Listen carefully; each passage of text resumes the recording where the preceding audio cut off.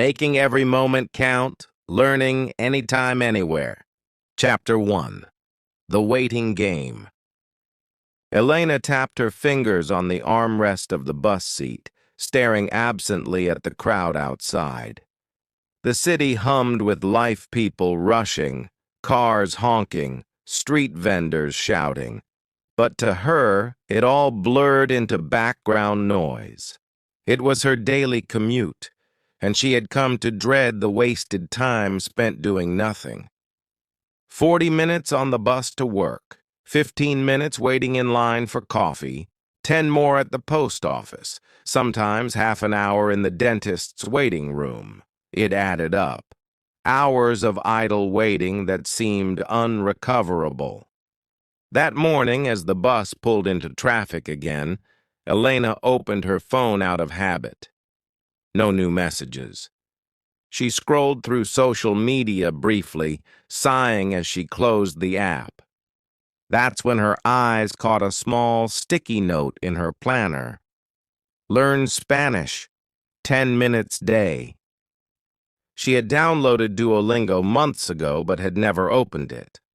On a whim, she launched the app and began the first lesson. 10 minutes passed in a flash. When the bus neared her stop, she realized she had learned 5 new Spanish words and felt strangely productive. What if she could always use her dead time like this? Chapter 2. The Micro-Learning Mindset. That evening, Elena opened her laptop and searched. How to learn efficiently during small pockets of time. She stumbled upon a term that perfectly described her idea. Micro-learning. Short, focused lessons designed to be completed in under 10 minutes. It wasn't about cramming knowledge, but about consistent, bite-sized exposure. She also found that the brain retained information better when it was repeated in small bursts over time. Encouraged, she made a plan. Morning commute, bus, Duolingo for Spanish, standing in lines, Kindle app for reading nonfiction, lunch break walks, podcasts on personal development, waiting rooms, Notion app to jot down ideas for her blog. Before bed, TED-Ed videos or articles from Medium. She installed the apps she needed. Kindle for ebooks, Spotify for podcasts, Notion and Google Keep for notes, Duolingo, Quizlet, and Blinkist for learning. Her phone, once a time-wasting device, became her personal classroom. Chapter 3. The Coffee Line Epiphany. One rainy Thursday, Elena stood in a long line at her favorite cafe. Most people around her stared blankly at their screens or looked bored. Instead, Elena pulled up the Blinkist app and started reading a 15-minute summary of Atomic Habits by James Clear. By the time she reached the cashier, she had learned 3 principles about building lasting habits and applied one immediately: stacking habits. From now on, she would stack learning with existing routines. Waiting, learn. Commuting, learn. Even brushing teeth, learn. That same day, she created an audio playlist of short motivational podcast episodes, less than 10 minutes each. The Mindset Mentor, Tiny Leaps, Big Changes, and Optimal Living Daily became staples in her routine. Chapter 4. A Notebook of Ideas. Elena's creativity began to flourish. While waiting for a friend at a bookstore, she noticed a quote in the window that sparked a blog idea.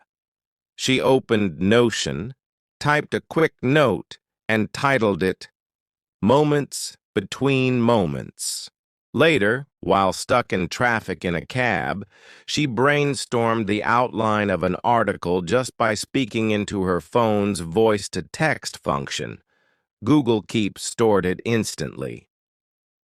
She realized her dead time wasn't dead at all. It was fertile ground for creation. What mattered was intention. Chapter 5. The Tools That Transformed Her Time. By the end of the month, Elena was using an arsenal of mobile tools: Duolingo for daily Spanish, Blinkist to summarize books, Kindle to read deep work and the power of now, Notion for journaling and idea capture, Quizlet to review vocabulary, Spotify for educational podcasts, TED app for thought-provoking talks, Google Calendar to block learning windows, Forest to stay focused while learning. She created a dashboard in Notion titled Mini Learning Moments. It had a log of each day's learning, what she listened to, read, or noted down. Within 3 weeks, she had read 4 books in Blinkist format, learned 100 Spanish words, and drafted 3 blog posts. Chapter 6. Learning from Others. On a rainy morning, Elena missed the bus and decided to call a ride. Her driver, Ahmed, was playing a language-learning podcast in Arabic. She asked about it, curious. "I'm trying to improve my English," he said with a smile. "I listen every day when I drive. 10 minutes here, 15 there. It adds up." That conversation stayed with her. At the gym, she noticed a mother watching Khan Academy videos on her phone while her child napped in a stroller. At the dentist's office, a teenager was reading Sapiens on his phone. More and more, Elena saw that she wasn't alone. People were learning, in elevators, in Ubers, even while waiting for the microwave. The world had changed. Learning had gone mobile. Chapter 7. The Power of Moments. One evening, Elena had dinner with a friend who asked, "You've been glowing lately. What changed?" She thought for a moment and replied, "I stopped wasting my waiting." Her friend laughed, confused. Elena explained how she had started reclaiming all those little in-between minutes, using them to feed her brain and spark creativity. "I thought I didn't have time for anything new," she said. "Turns out I had time, I just didn't see it." That night, Elena published her blog post, Learning in the Cracks of Time. It went viral. Thousands of readers resonated with her message. We don't need more time, we need more awareness. Chapter 8. Beyond the Screen. Weeks turned to months.